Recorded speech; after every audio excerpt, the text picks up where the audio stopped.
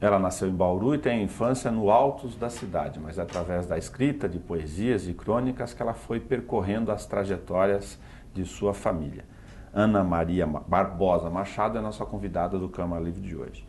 Ana, uma pergunta primeiro do programa. De quem é Barbosa e de quem é Machado do seu sobrenome aqui? O Barbosa, o Barbosa é da minha mãe e o Machado é do meu pai. De onde eles são? A minha mãe é de Bauru mesmo, né? E o meu pai é do Mato Grosso, de Bela Vista. Bela Vista, no Mato Grosso. Isso. Você não chegou a morar lá? Não, eu sempre morei em Bauru. Sempre em Bauru. Você nasceu em Bauru, então, só para entender a história, como seu pai e sua mãe nessa árvore genealógica se encontraram. O meu pai, ele nasceu na fronteira do Brasil e Paraguai, na Bela Vista, né? E quando ele tinha os seus... ele veio para cá em 48, ele tinha seus 15, 16 anos, ele veio para Bauru com o pai dele. O meu avô era um militar, né?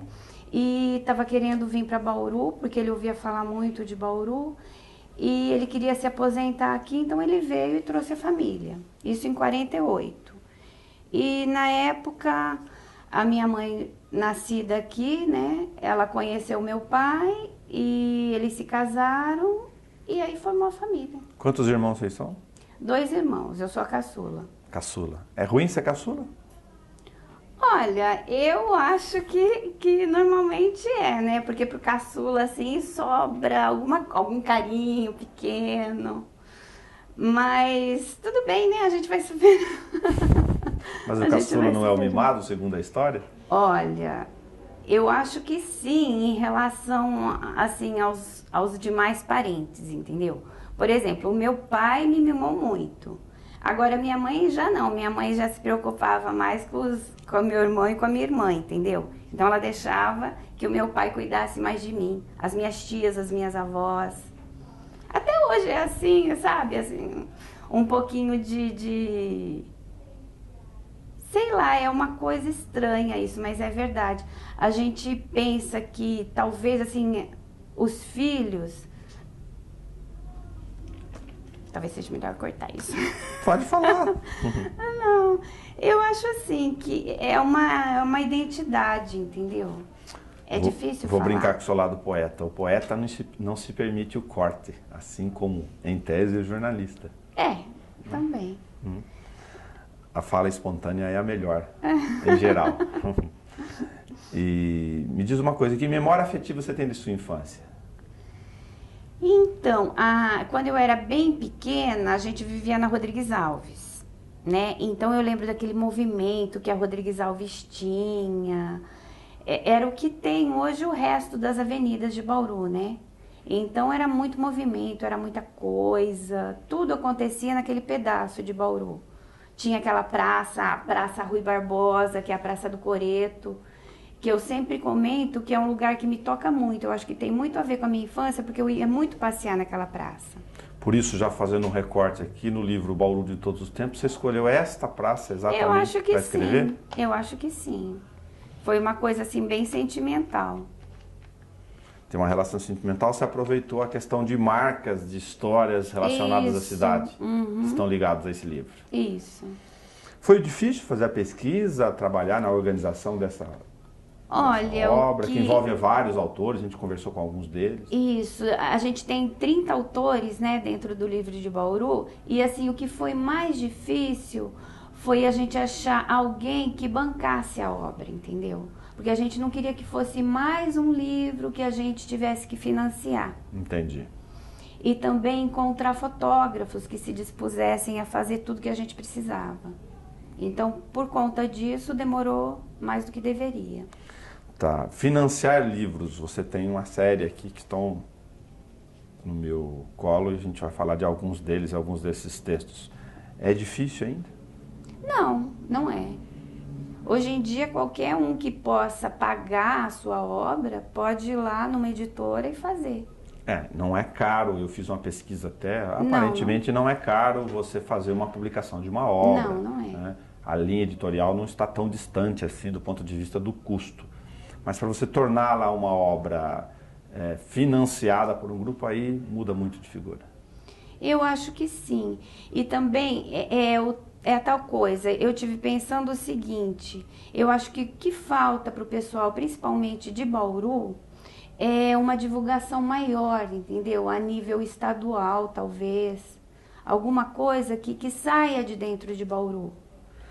Porque dentro de Bauru a gente tem muitos escritores, por exemplo, com muitos livros, né? De muito talento, mas é entre Bauru, né?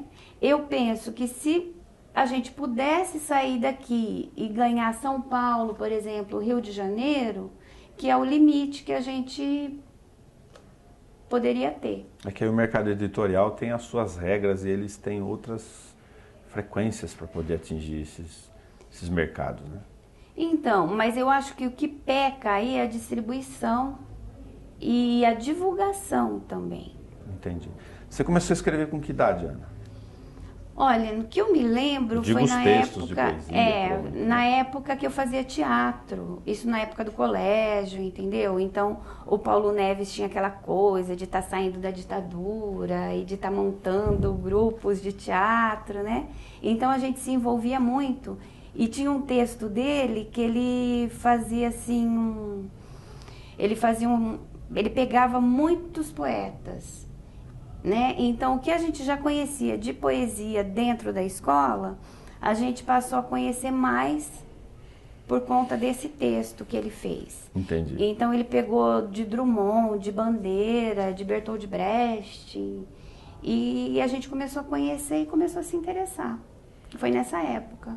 Aí você começou naturalmente a se despertar a escrever versos? Isso. Você tinha algum método seu? Você colocava num caderninho? Como foi correndo com você? Olha, na verdade, nessa época, eu acho que eu já colocava no caderninho, porque nessa época não tinha computador, né? Há 30 e tantos anos atrás, a gente colocava em caderninho e tal, depois digitava numa Olivetti ali, mandava para concurso. Também mandei muito para concurso. Entendi. Né? Aí a gente ganhava uma menção honrosa, uma publicação em antologias, isso lá nos anos 80, né? Aí teve uma época que eu parei, eu falei, caramba, eu acho que não é por aí, né? Não é só ficar participando de concurso para ver se ganha algum prêmio. Eu acho que as pessoas têm que começar a conhecer o que a gente faz, né? Independente disso. Aí eu resolvi bancar o primeiro livro. Entendi. Que o ano que vem já vai fazer 20 anos. Que você está escrevendo? Que é o meu filho mais velho, né, no caso. Você começou a escrever e não parou mais? Não parei mais. Entendi. Você lembra do primeiro? O primeiro livro? É o Folhas em Branco, né? Eu vou citá-lo aqui, que eu estou fustigando a sua memória. Aham. Folhas em Branco é no sentido de que a gente pode escrever a própria história num caderno a partir de laudas em branco? É mais ou menos essa a relação inicial? É mais ou menos isso, né? Que a gente mesmo pode fazer o destino da gente, né? Ou não, ou talvez o caminho que a gente escolha, às vezes seja independente da nossa vontade, né? Aí eu deixei um ponto de interrogação. Talvez a gente mesmo trilhe o nosso caminho, talvez as circunstâncias levem a gente para algum caminho diferente, né? Entendi. Pular do começo para o fim, e o fim não é o derradeiro, como diria o poeta. Crônicas de Família, por que você começou a se interessar em escrever em coisas de família, que é essa última obra? Então, foi na época do colégio mesmo, que eu tinha uma turminha do colégio, essa turminha do teatro, né? Que a gente se envolveu muito emocionalmente. E eu sempre falava que eu ia ser uma escritora para escrever a nossa história do colégio. Entendi. Né? E então eu gostava de registrar aquela época. E eu ainda tenho tudo guardadinho, escrito bonitinho. Mas aí, ao longo da vida, a gente vai ouvindo muita história da família, né? Das avós, principalmente. E as minhas avós contavam muito, tanto a do pai quanto a da mãe, né? Elas gostavam de contar de onde elas tinham vindo, porque elas não são daqui de Bauru. E então elas contavam com aquela saudade do que elas tinham deixado, né? Entendi. Então eu achava bonito e começava a me interessar pelas histórias que elas contavam. Você deu um dado interessante, que o jornalista fica pescando histórias o tempo todo, né? De que a memória, na sua opinião, de Mato Grosso é mais densa do ponto de vista de acesso do que a dos paulistas. Com certeza. É sim, porque eu acho que pela fronteira, né, com outro país, eu acho que o mato-grossense, ele é assim, ele tem uma força vital maior, entendeu? Então, tudo ele quer resgatar. Eles têm mais preocupação em resgate e manutenção, ou escrever textos e levantamentos Então, disso. isso. Os parentes distantes, né, que a gente vem a ter contato agora através das redes sociais, por exemplo, do lado da minha mãe, que é aqui de Bauru, a família veio daquela região de Barra Mansa, Taubaté, né, daquele pedaço. Tem também. Eu tenho um primo em terceiro, em quarto grau, que ele gosta muito de pesquisar, ele tem o site de árvore genealógica, mas é ele sozinho e eu aqui em Bauru. Entendi. Então é uma coisa distante. Agora, no Mato Grosso, e olha que no Mato Grosso eu não tenho muito contato, entendeu? Porque pelo fato deles terem vindo do Mato Grosso, ficou mais distante. Mesmo assim, os meus tios, né, que ainda estão vivos, eles têm contato com alguns parentes que inclusive escrevem histórias, escrevem livros dos antepassados também. Tá. E por falta de tempo eu não posso manter contato com eles. Entendi. Você chegou a ir muito no tempo do ponto de vista da árvore genealógica da família? Você se fixou nos avós, que você já tinha me contado que vivem bastante, né? As minhas avós viveram muito, né? Graças a Deus. Por isso que o contato que eu tive com elas foi bem, assim, proveitoso, vamos dizer assim. E agora, pelo lado da minha mãe, eu comecei a registrar do José Simplício Pinto Ribeiro, que foi um dos fundadores de Bauru. Ok. Né? E vim pra cá. Se não me engano, eu sou a quinta ou a sexta geração depois dele. Agora, pelo lado do meu pai, com algumas falhas, né, porque eu não tenho muito tempo para pesquisa, o Davi Canabarro, eu comecei do Davi Canabarro, que foi da Guerra do Paraguai, da Guerra dos Farrapos. Então, eu acho que eu sou a sétima geração após o Davi, mas o do Davi Canabarro tem algumas falhas, entendeu? Ok. De geração, mas eu sou a sétima. Conseguiu fazer uma ponte lá. Isso. Num determinado momento. Uhum. Entendi. A partir do instante em que você foi, de certa forma, incentivada por esse espírito da questão dos textos, que você citou do Paulo Neves, nessa formação de textos que ele reuniu diferentes autores e começou a escrever, isso foi te consumindo no bom sentido naturalmente a escrever? Como aconteceu? Eu acho que é aquilo que vários autores falam às vezes, que leram alguma coisa e se identificaram, mas lembraram de outras, entendeu? Deram outro final para aquela mesma história, às vezes, né? Entendi. Tem muito escritor que fala isso. Eu li aquele livro, gostei muito, mas eu não gostei do final, eu faria diferente. Entendeu? Ao mesmo tempo que a gente gosta daquilo que a gente está lendo, que é de outra pessoa, a gente tem um incentivo de fazer alguma coisa parecida. Tá. Você tem, então, algumas referências naturais que você gosta particularmente, como autor de poesias? Bom, agora, no momento, com a convivência, né, dos autores bauruenses, eu gosto muito. Quer dizer, há 20 anos que a gente tem contato com esse pessoal. Sim. Então, por exemplo, tudo que o Luiz Vitor Martinello escreve, eu amo de paixão, entendeu? O Zé Carlos Brandão também, que tem uma, assim, ele tem uma fonte, o tempo todo ele está escrevendo, ele está produzindo, né? E cada época é uma coisa diferente. E eu comecei a me encantar com os livros do Brandão a partir do momento que ele começou a falar da infância dele, quando ele viveu em contato com a natureza. Isso foi muito engraçado. Entendi.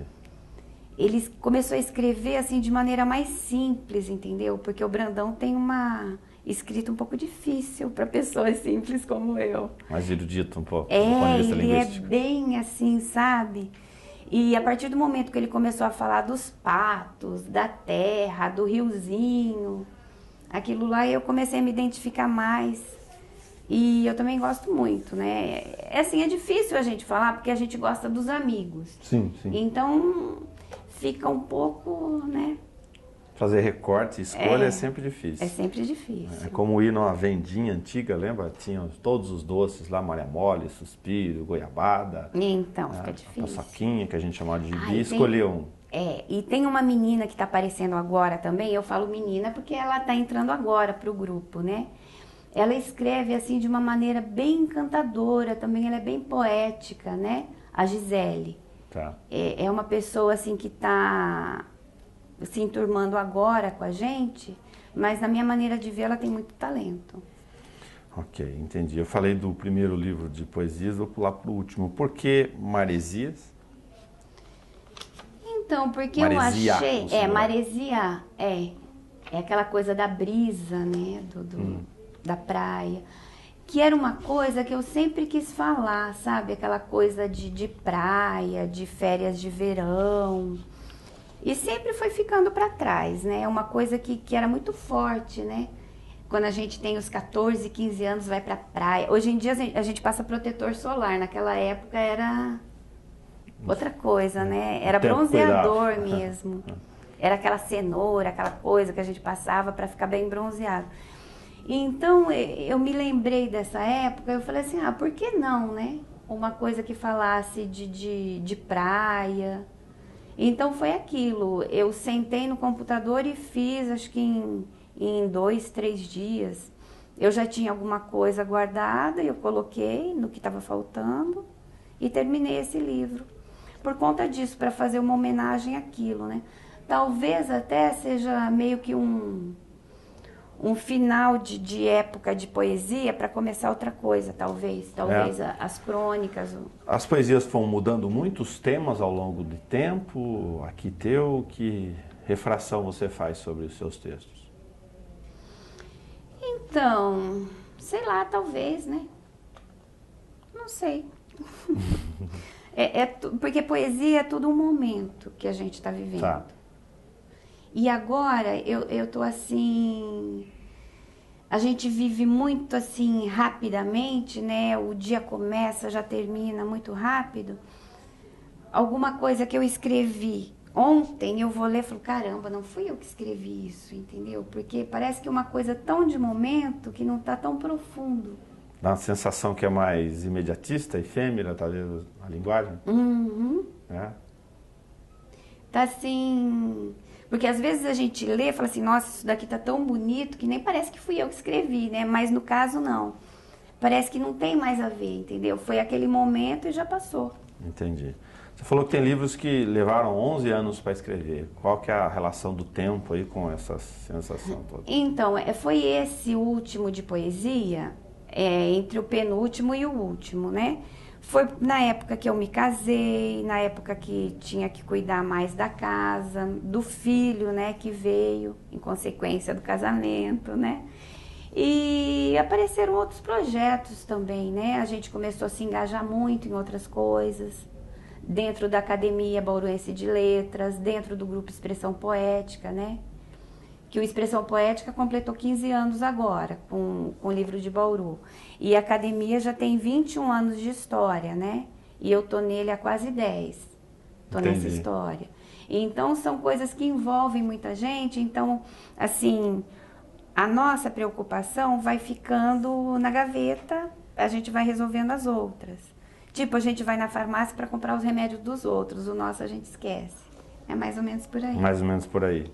E aí os outros livros fora do tempo das ocupações, das obrigações todas, algumas boas, outras nem tanto. Você dedica mais tempo hoje a escrever? Como é que você divide esse tempo? Olha, não muito, né? Na medida do possível. A gente está com alguns projetos para o ano que vem. Então a gente vai assim esboçando aquele projeto, convidando as pessoas interessadas, né? E... Alguns já é bom, já está no plural. São 2, 3 projetos, né? Que a gente sempre tem companhias assim muito incentivadoras, vamos dizer assim, né? E porque assim, uma dona de casa sempre tem as responsabilidades de uma dona de casa, entendeu? Claro. Então é difícil você dividir o tempo com outras coisas, né? Então tem a escola do filho, tem o mercado, tem o banco, tem outras coisas que a gente tem que resolver. Então é a tal história, mas na medida do possível a gente vai tendo espaço para outras coisas dentro da escrita. Já que você está citando a questão dos filhos, o filho tem uma relação direta com os tempos de escrita, que a gente estava falando aqui, de levar 11 anos para escrever uma mesma obra, aliás, a mesma idade do filho, né? O tempo que eu citei aqui, mas eu me refiro agora a você passar a escrever histórias infantis. Aí tem relação com quem em casa? Então, é assim, o meu marido, né, o Greifo, ele sempre teve uma identidade assim, muito grande para fazer desenhos infantis, por conta do JC Criança, né? Okay. Que ele teve desde o início e tal. E ele sempre perguntou por que eu nunca escrevi para criança. Então, quando alguma pessoa me pergunta alguma coisa, eu já dou uma resposta com alguma coisa escrita. E a gente fez junto um livro infantil, que foi o Petrúquio e os Seus Amigos, né? Tá. Que foi um dragãozinho, que ele que inventou o dragão. Então, a Petrúquio história... é o dragão? É o dragão. E eu inventei a história e ele criou os personagens dentro daquilo que eu pedi. E depois que a gente fez esse do Petrúquio, que vai ter uma continuação, não se sabe quando, né? Talvez quando as crianças estiverem maiores. E aí eu vi que o filho tinha talento para desenho também. Entendi. Aliás, ele tem talento para desenhar e para escrever também, né? Na escola ele gosta de fazer roteiro de teatro, das peças e tal. Muito bom. Então eu pedi para ele desenhar e a gente foi escrevendo a história juntos. Os dois livros que ele ilustrou para mim, que foi do Sapinho Godofredo, né? Que eu achei um tema interessante, que acabou sendo o tema do medo, tá, né? Para a criança, no caso, se livrar de algum medo que a criança tenha. As fobias que a criança vai criando, de folclore ou de coisas do dia a dia, como escuro, né? Barulho. Então, e tem a cobra Sofia, o gato Rodolfo e a cobra Sofia, que eu achei interessante fazer assim o paralelo, assim, a diferença de dois animais, tipo um animal doméstico que é o gato e a cobra, né, que é uma coisa assim peçonhenta, que ninguém gosta de chegar perto. Então eu criei uma oportunidade dos dois serem amigos, né? Entendi. Porque sempre tem aquela pessoa exótica que tem uma cobra de bicho de estimação. Então eu fiz essa ligação entre os dois animais para criar um vínculo de amizade entre eles, né? Então, do gato e da cobra, eu achei interessante ressaltar a amizade das diferenças, né? Por que não duas criaturas muito diferentes serem amigas, no caso? E a música que uniu os dois. A música. Entendi. Que agora, é uma coisa que meu filho gosta muito. Gosta também? Gosta. As histórias infantis daí, elas têm esse espaço no tempo, tem continuidade? Então, é tudo por falta de tempo, entendeu, Nelson? Que a gente não tem aquele tempo. A minha terapeuta que costuma falar, fala assim, você tem que sentar e ter 1 hora para você. E eu não consigo isso, entendeu? Entendi. É difícil de ir dividindo essas tarefas todas para sobrar um tempo para Ana. É difícil ter um tempo para Ana sentar e pensar.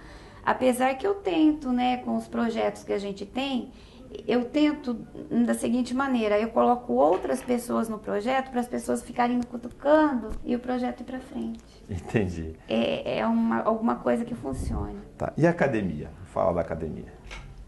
Então, a academia é aquela coisa que o seu Munir falava, né? É uma coisa para a gente se apaixonar, entendeu?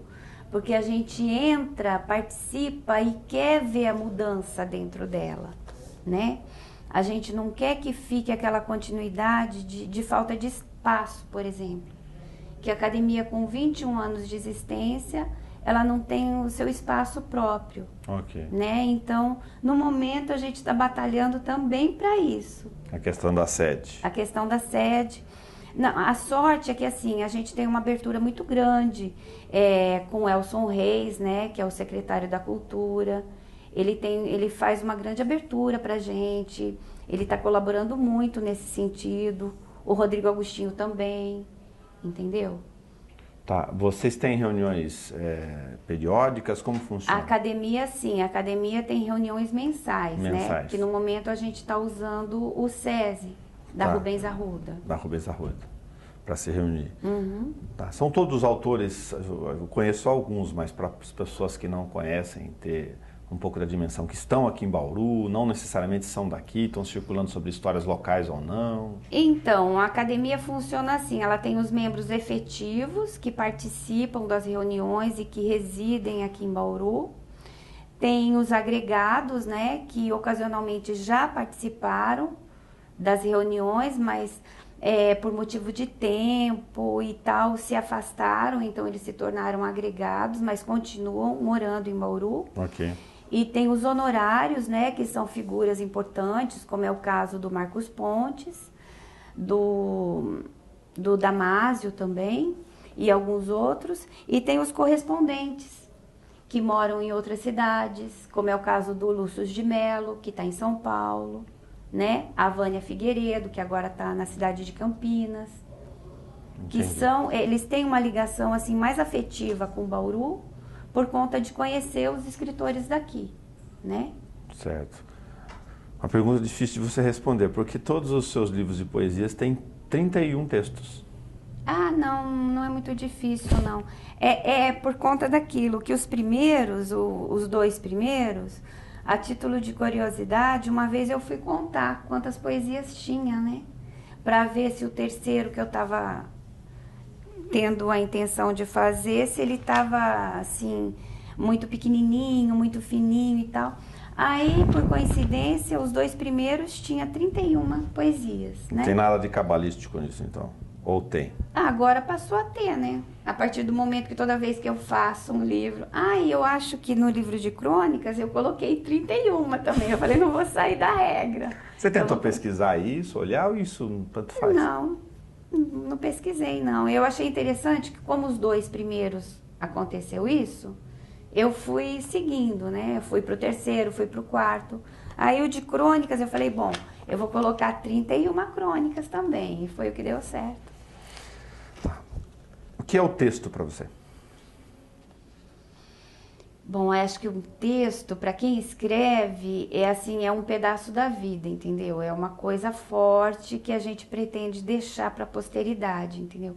É meio que uma herança para o filho, uma herança para quem vier e tiver o interesse de conhecer a gente. Quando você vai escrever, os seus temas têm referências com o quê?